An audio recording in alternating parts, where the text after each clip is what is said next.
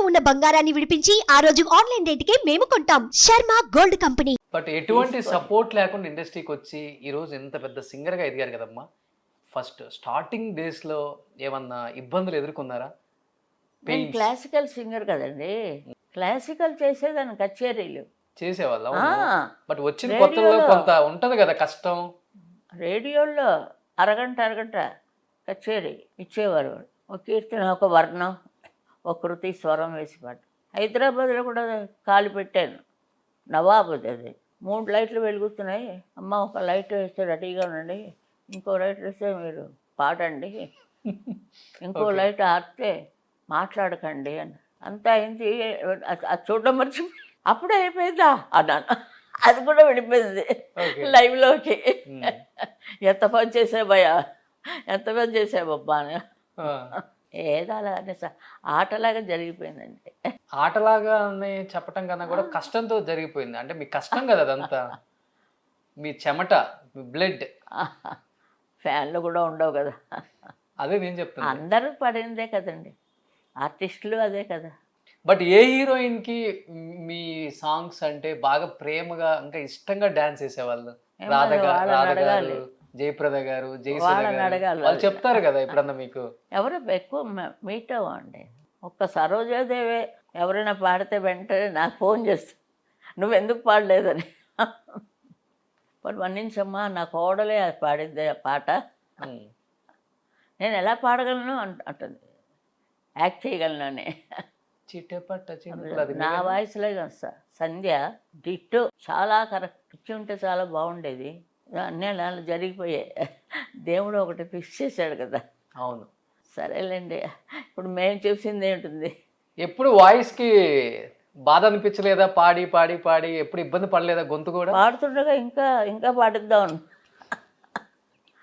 Full జోష్ మీద ఉండేవాళ్ళు. అదేనండి, ఇప్పుడు వయసు వచ్చేస్తుంది కాబట్టి ఇప్పుడు కూడా ఇది ఉంటుంది, ఆ తపన పాడాలి. వాళ్ళందరూ పాడితే మనం పాడిస్తే పాడలేమే. మేరజాలగలడ తినేశారు కదండి సురేష్ ప్రొడక్షన్స్. స్థానం నరసింహారావు గారు పాడారు అది, దానికంటా బాగుండాలి అని. చాలా బాగా పెద్ద పాపులర్ అది మీరజాలగలడ. పాడేసాం మేడం ఖచ్చితంగా. చాలామంది ఎవరో పాడుతూ ఉంటారు కానీ 4-5 సార్లు ఊపిళ్ళు తీసుకుంటూ ఉంటారు. నేను వచ్చిన కొత్త కదా, చిన్నదాన్ని కదా, 20 ఏళ్ళు 25 ఏళ్ళు అని బాగా మంచి ఇది ఉండేది. క్లాసికల్ నాకు బేసింగ్. చిరంజీవి గారికి రచయితలన్నా, కవులన్నా, సింగర్స్ అన్నా, మ్యూజిక్ డైరెక్టర్స్ అన్నా చాలా ప్రాణం. ఆయనకి ఎక్కువ ప్రేమిస్తారు. ఆయనకి మ్యూజిక్ మీద కూడా అంత పట్టు, మ్యూజిక్ అంటే ఇష్టం, ఎక్కువ పాటలు వినేవాళ్ళు.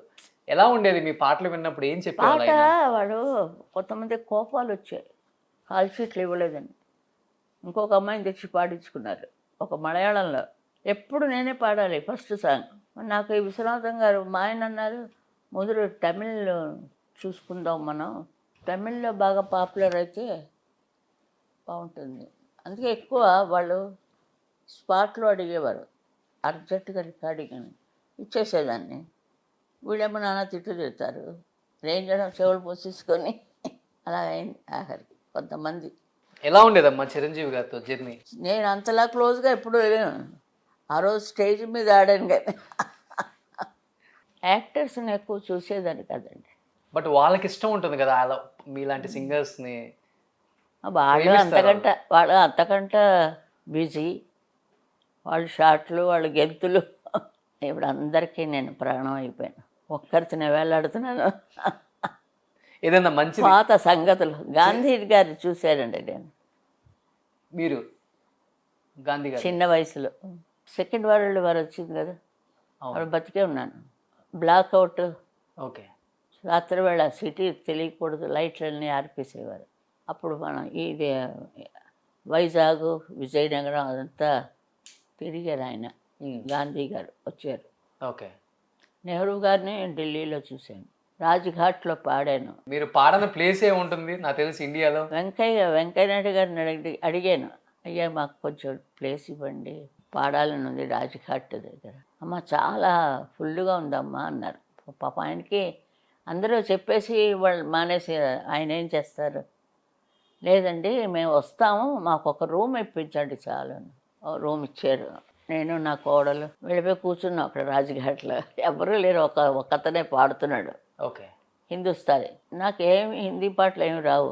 పాట అది వేరే, హిందీ పాటలు పాడకూడదు కదా అక్కడ, భజన్స్ లాంటివి పాడాలి, నాకు రాదు.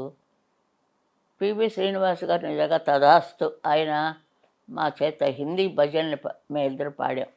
ఆయనే ట్యూన్ అవన్నీ తీసాను పైకి, అది పాడాను నేను. అది ఇద్దరు కూడా. రాష్ట్రపతి గారు వచ్చారు, మరి మోడీ గారు వచ్చారు. అప్పుడు చెవిలో చెప్పారు నా గురించి. అంటే రాజ్ఘాట్ అంటే ఆయన ఒక మాల వేసి వెళ్ళిపోవడమే కదా, ఏదో అరుస్తున్నారు, ఒక సెకండ్ కూర్చొని అరుస్తున్నాం కదా అక్కడ అవునవును పాట.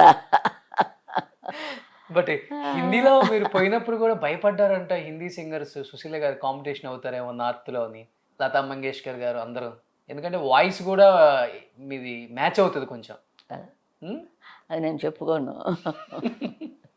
ఒకళ్ళ మీద మన హైకా ఉండకూడదు, నా తరం అది. వణికించారంట కదా. ఇప్పుడు నెట్లో యూట్యూబ్లో వేస్తున్నారు కదా, ఆవిడ సగం కట్ చేసి నాది సగం కట్ చేసి ఏమిటో కిరిగి మెరికెళ్ళలేదు ఏదో చేస్తున్నారు యూట్యూబ్లో. బట్ హిందీయే రాదన్నారు, హిందీలో పాటలు అంత బాగా ఎలా పాడారమ్మా? ఒకటి ఏదన్నా హిందీ పాట ఒక 2 లైన్స్ పాడండి. నేను నా ఆడిషన్ హిందీ పాటే పాడాను. పెండేల గారు ఏడ్చుకుంటూ వచ్చారు లోపల నుంచి. ఏం సాంగ్ అది? మోహే భూల్ గే సావరియా ఆ భూల్ గే సావరియా పాడాను. తర్వాత పాడాను, మర్చిపోయాను. చాలా బాగా పాడాను తల్లి అమ్మ. తర్వాత 6 నెలల దాకా కబురు పెట్టలే, వెళ్ళిపోయాను నేను. మా అక్కయ్య గారి ఇంట్లో ట్రిపుల్కి వెళ్ళిన ఉండేదాన్ని. అప్పుడే బాలానందానికి వెళ్ళాను. బాలానందం అక్కయ్య అయ్య. ఓకే. అప్పుడు అక్కడికి వెళ్ళి ఏదైనా మంచి మామూలు ఈ పాటలు ఏమి రావు నాకు, సినిమా పాటలే ఏదైనా పాడ. మరి ఏదో ఎలాగమ్మా, మరి నాకు అది తప్ప రాదండి. సరే పాడు. కాదు సుమా కళ్ళ కాదు సుమా అని పాడాను. పాడితే చాలు చాలు, చాలా బాగుంది. సినిమా పాటలు ఒప్పుకోరు, బాలానందంలో ట్రెడిషనల్ సాంగ్స్ పాడాలి. ఓకే. మీరు అలా కొట్టాను ఛాన్స్. మీరు బాలు గారు అసలుకి ఎక్కడుంటే అక్కడ జోకులు పేలిపోతాయేమో. అబ్బే లేదండి, మీరు ఒకరండి. అది చిన్నప్పుడు కనపడేదాన్ని కాదు, మూడిగా ఉండేదాన్ని. ఓకే. ఇప్పుడు వయసు రాగా పాపం ఇది మొదలెట్టాను నేను. అంటే అప్పుడు రోజులు గుర్తు చేసుకొని మొదలెట్టారా ఇప్పుడు? చిన్నతనం అంతే. సుమన్ టీవీలో మీ పర్సనల్ అండ్ బిజినెస్ ప్రమోషన్స్ కోసం కింది నెంబర్కి కాంటాక్ట్ చేయండి.